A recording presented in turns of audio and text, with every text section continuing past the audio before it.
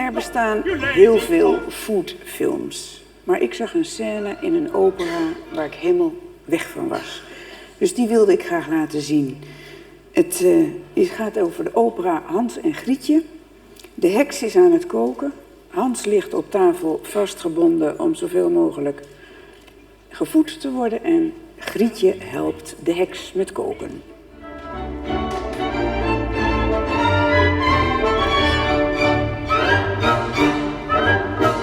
With 5 and 6, the witch will mix. With 7 and 8, you lick the plate. And 9 is 1, and 10 is none. So much is nil, by witch's will. You dance until the night is through.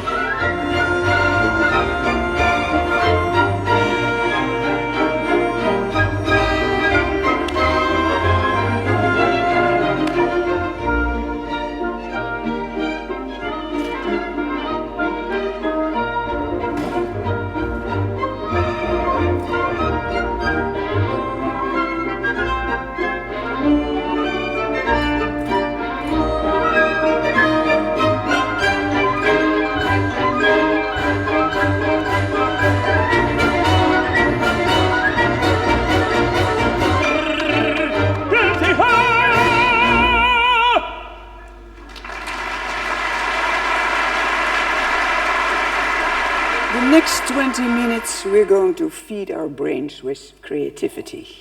5 years ago, I met Alicia in the south of France, where I heard about her project, Eating the City. Her ideas are great, and she makes them happen. I went to London to see her project, Eating the City, in London. In one afternoon at Trafalgar Square, there were 5,000 people eating the city. It was enormous. She is very inspirational, and I hope she will give us as much inspiration as she gave me. Listen carefully. She's from Spain, Alicia Rios. Thank you so much. Thank you so much for having me there. He is my colleague Simon Cohen. We two are part of our team, Ali and Thea, meaning Ali and Company, Alicia, Ali and Thea. So that I will just drop a few words before we proceed to show the films that would really describe our activities. As member of our group of Food and Eat Art, we are presenting you today our projects, Ceremonies of Cooking and Eating Reality. For us, reality, all dimensions of reality are edible. Food is the only plastic matter where we can deposit all sorts of intentions, meanings, symbolisms, affections. So it means that food and cooking, being multimillenary, we don't need language or to share a common language to communicate. Just through food, through it is completely enough.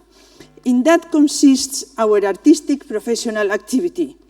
In creating collective, anonymous, poetic, and universal circumstances and situations where we can share the releasable instinct of cooking and eating reality.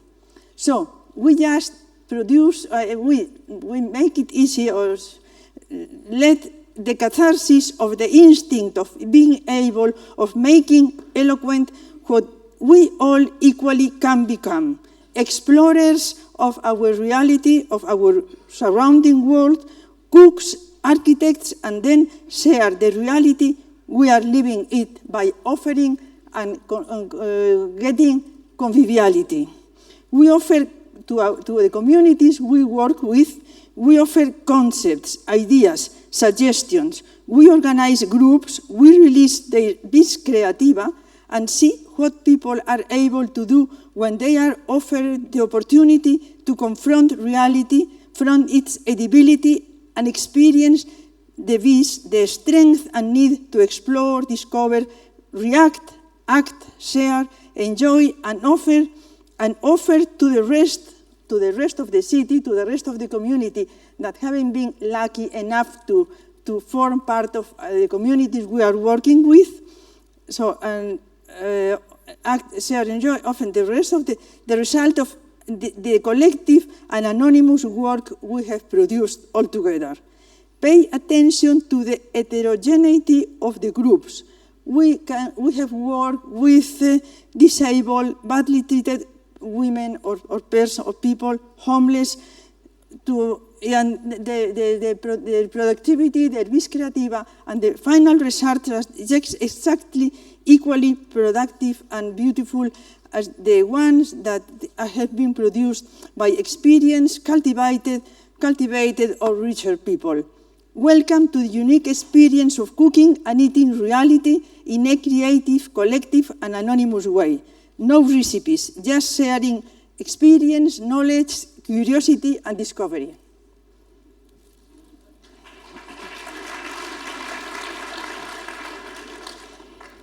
Thank you. Good afternoon. We're going to go through some of the pictures now of Ubunafagi. Ubunafagi is our most ambitious project. It's our largest scale project, and it involves an enormous amount of people. For that reason, it's our most transformative project as well, because as Alicia explained, we create collectively. The project began not actually with Madrid, but with Melbourne. We were invited to propose an event to inaugurate a new public square in Melbourne.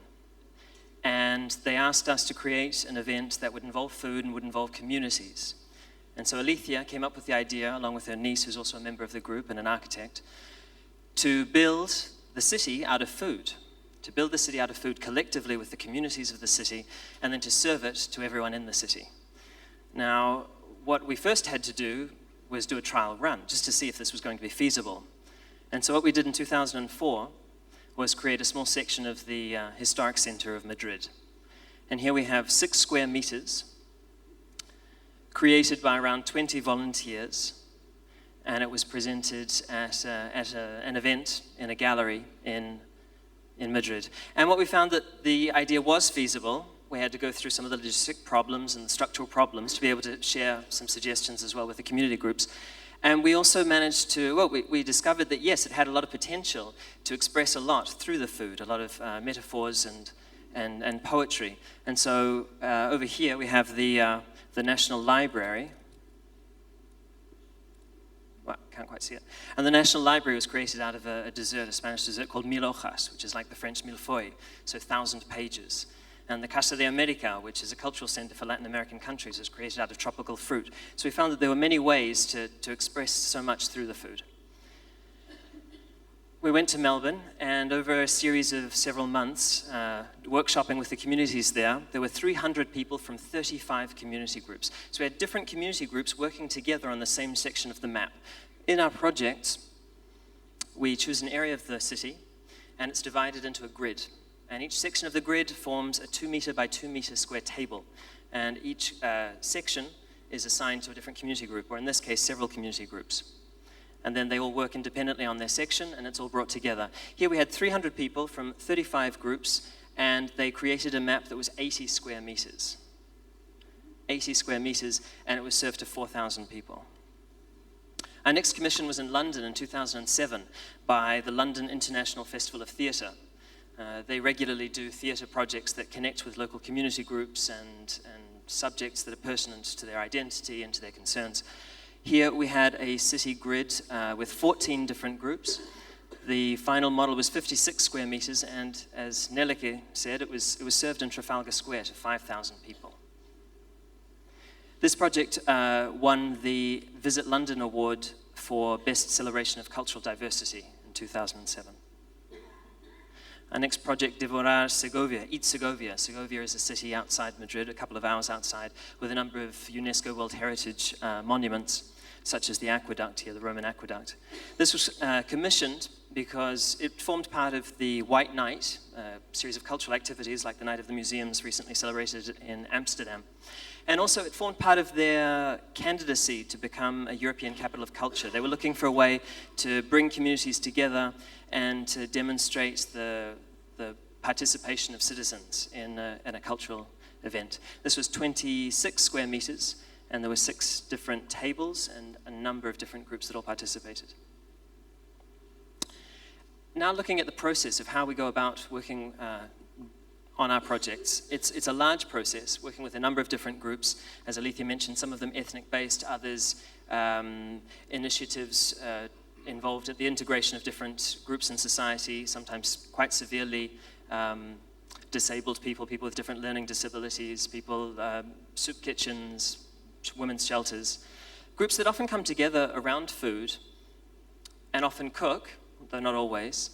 But our project provides a challenge for all of them. And it's quite an equalizer, because while a number of people will be familiar with food, they're really sort of quite stumped at the beginning, because they think, well, I can cook. Sometimes maybe I'm a professional cook, but I don't know how, I'm not an architect. How can I build with food?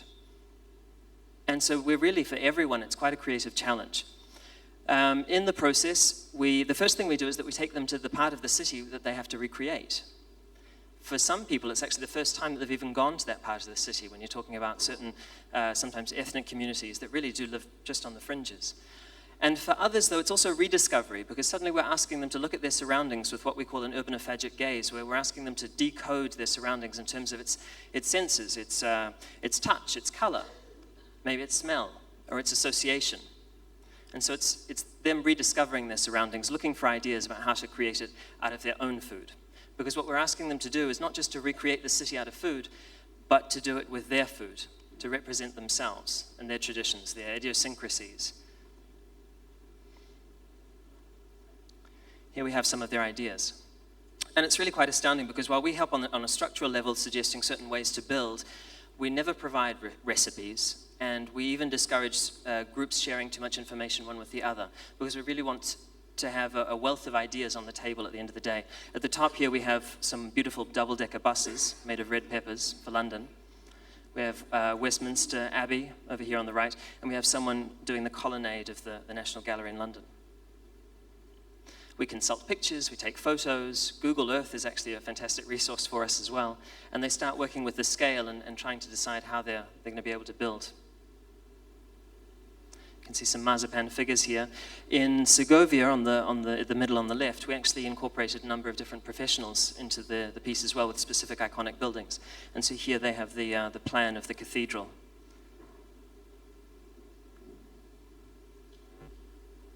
Cooking. Once finally they've been able to decide exactly how they're going to do all the different things on the table, and there are all of the shopping lists and everything, everything has to be cooked just a couple of days before the event. And sometimes people will cook in their own kitchens, and sometimes a place like in London will be hired out so that everyone can cook together. And the atmosphere is really quite incredible.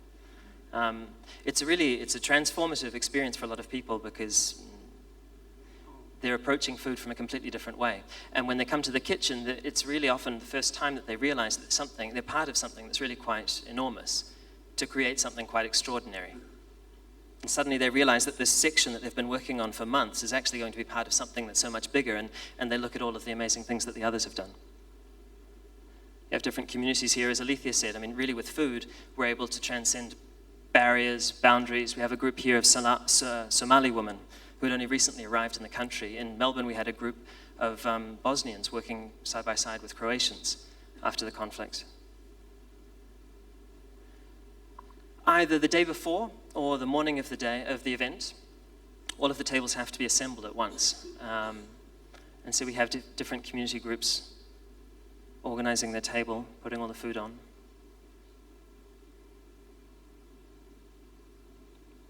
Normally in an enormous venue where everyone can be together.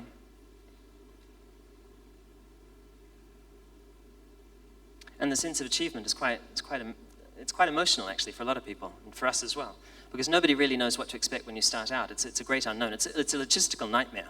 It's really an awful project to try to organize, because it poses so many challenges. But at the end of the day, it's just incredibly rewarding.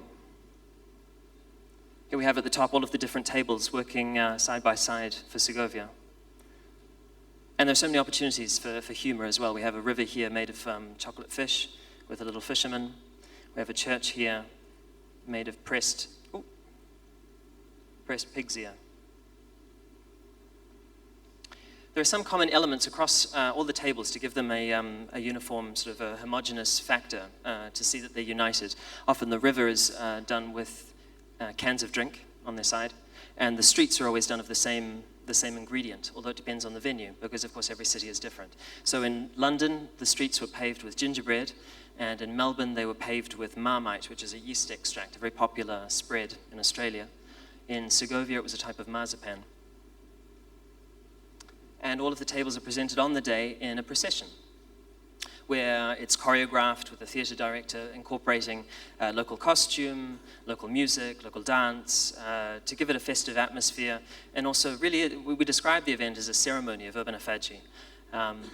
It harks back to timeless traditions of presenting offerings, giving sacrifices, linking us to those traditions where always food played a strong role.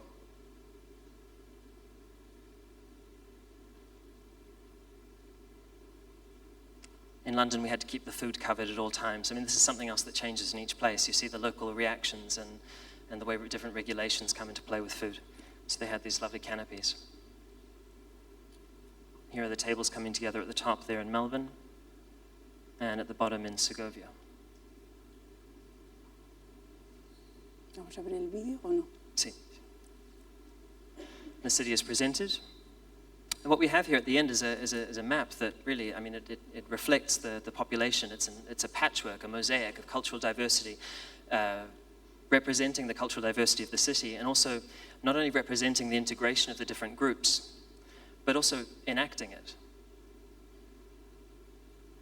bringing all of these people together. And then the city is served. And everyone has the opportunity to appreciate the city first, and then to try to eat the part that they most want to devour. Perhaps inspired by all sorts of different motivations. Maybe it's something of affection, or maybe it's something that they've always hated and wanted to get rid of. They decide to eat it. Parking lot or the town hall. And it's, I mean, we're tapping into something that has a history in most cultures. Ideas of Hansel and Gretel, ideas of Willy Wonka and the Chocolate Factory, the land of cocaine. I think in Dutch it's called Louis Lekkerland. But at the same time, it's something different. It's not only about luxury ingredients. And as I said with Madrid, in that case, it's a decoding that you're able to do. You're able to see all of the humor, all of the personal touches that the groups have put into it as well. We describe the event as public performance art, or a type of interactive community theatre. Because really everyone, the people eating it, they're also participating in a performance. And there it's gone. We'll put on a video, it's quite short, of the project that we did in Melbourne, which shows you some moving images of the process. Everything is eaten up, and finally lots of birds come to eat the last grains of rice or breadcrumbs falling to the floor. Sí. Perdón. ¿Es automático?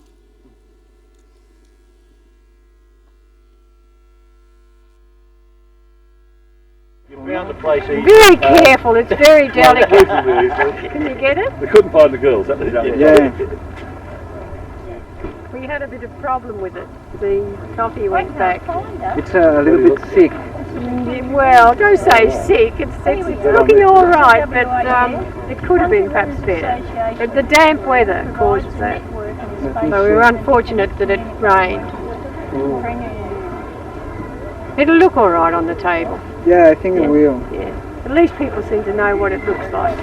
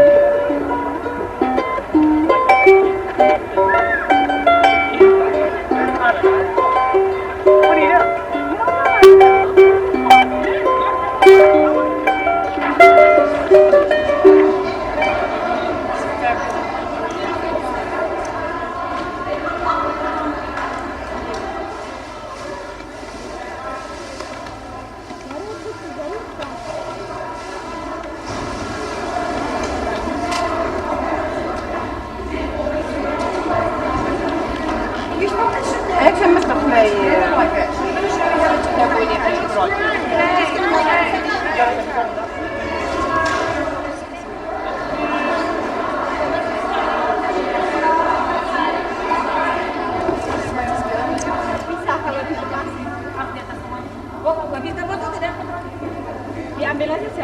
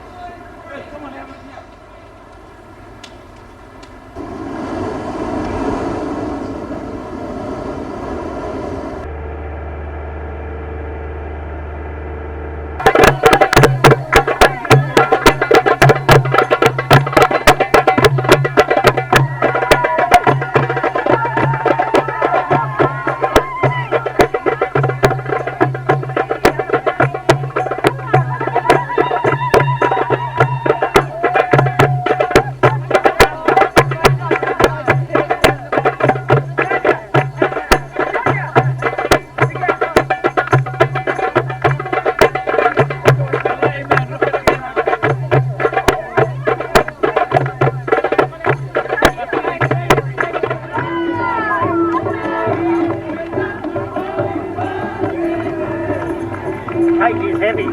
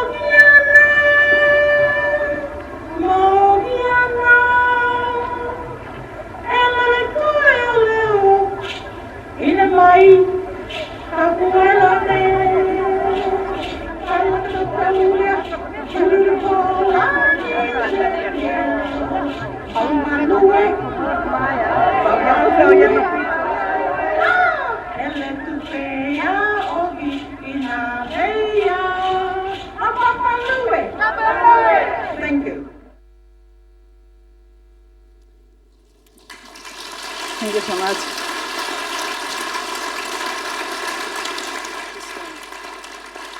Thank you so much.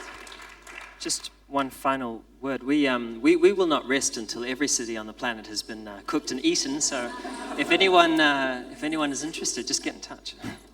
Thank you so much. Thank you so much. Very good, very good. I'm happy you're here.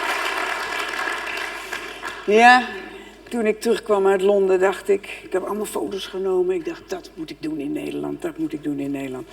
Prachtige presentatie gemaakt, maar tot nu toe is het mij niet gelukt om daar mensen voor te krijgen. Jammer. Volgens mij gebeurt er niks. Kom ik. Kom je. Nu zou hier staan luitenant-kolonel buitendienst Zegwaard. En hij zou iets vertellen over koken voor soldaten. Maar vrijdag belde hij op dat hij onverwachts vandaag in het ziekenhuis moest komen. En niks ernstig, hoeft er niet ongerust over te zijn. Maar hij betekent wel dat hij hier vandaag niet bij ons kan zijn. Wat doe je dan? Dan moet je snel actie ondernemen, creatief zijn. Dus je belt een vriend van het huis. Daar begin je eigenlijk mee, dat is het makkelijkste. Want dan hoef je niet een hele zoektocht naar Madrid of weet ik wat te maken. Kon ook niet meer. Dus wij belden vrijdagavond een vriend van het huis. Maar die kon niet, die zat bij De Wereld Draait Door. Omdat hij net de tweede grootste literaire prijs van Nederland, de Huygensprijs, had gekregen. En Matthijs wou hem daar natuurlijk wel even over aan de tand voelen. Dus ik bel zaterdag weer. Toen zegt hij, je belt nog net op tijd, want ik vertrek over een uur naar Antwerpen om mee te doen aan de Nacht van Antwerpen. Ik zeg, ja, maar maandag. Hij zegt, dan ben ik al lang weer terug. Wat is het probleem? Ik leg het uit. Hij zegt, ik ben er. A.L. Snijders.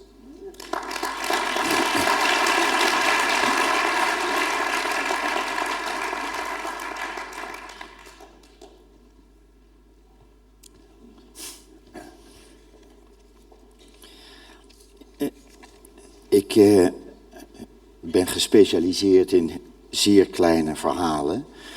Dus dat is ook de reden dat ik inzetbaar ben.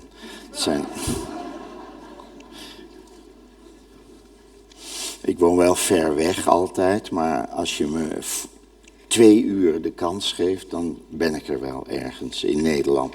Ik heb 3 kleine stukjes die over eten gaan. Peter heeft me uitgelegd dat het over eten moest gaan. Of ik misschien voedsel, of ik misschien wat had. Nou ja, ik heb gezocht, ik had 1 stukje en dat heet vlees. Dat is een heel klein stukje, dat wil ik het laatste doen. En dan had ik os, dat gaat wel ook over vlees, dat wilde hij graag hebben, dat is zijn stukje. En dan verder had ik niks, dus vanmorgen heb ik een stukje geschreven over brood, omdat ik al 40 jaar brood bak, bijna iedere dag. En in dat stukje, klein stukje, heb ik opgeschreven hoe dat zo gekomen is. Dus het heet brood. In 1955 kreeg ik van mijn grootvader een dik boek over de geschiedenis van het brood. Ik bedankte hem, maar ik las het niet. Het staat nog steeds maagdelijk in mijn kast. Ik ben van nature een autodidact. Ik leer niet graag iets uit boeken. In 1971 trok ik met vrouw en 5 kinderen weg uit Amsterdam, waar we alle 7 geboren waren. We gingen achter de IJssel wonen, waar het rustiger was. Het brood kwam in mijn leven. Om het te kunnen eten moest ik 10 kilometer reizen. Voet, fiets, auto. Omdat ik graag op het erf bleef, moest ik het zelf gaan maken. We hadden een oude Hobart, een professionele machine waarmee in grote keukens deeg werd gekneed. Een Rolls Royce, lomp en onverwoestbaar. De ogen van kenners twinkelden als ze hem zagen. Ik vroeg iemand wat ik nodig had voor brood. Meel, gist, zout, water. Ik maakte het iedere dag in 2 varianten, bruin en wit. Geen frivoliteiten, geen Franse toestanden, niets anders dan dat. IJzeren regelmaat. Terwijl de Hobart draaide, luisterde ik naar minimal music. De kinderen zaten op een 2-mansschooltje in het bos. Ze hadden succes met het brood. Hun klasgenoten vroegen ernaar en aten mee. Ik was geslaagd voor het praktijkexamen.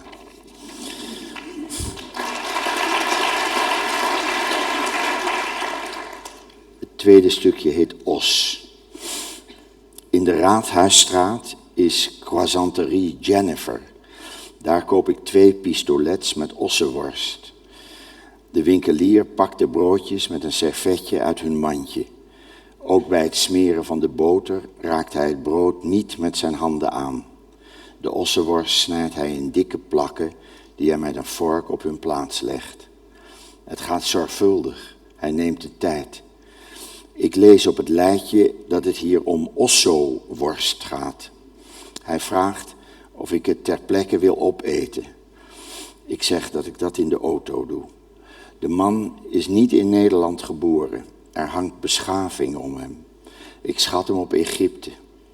Ik aarzel of ik het zal zeggen. Er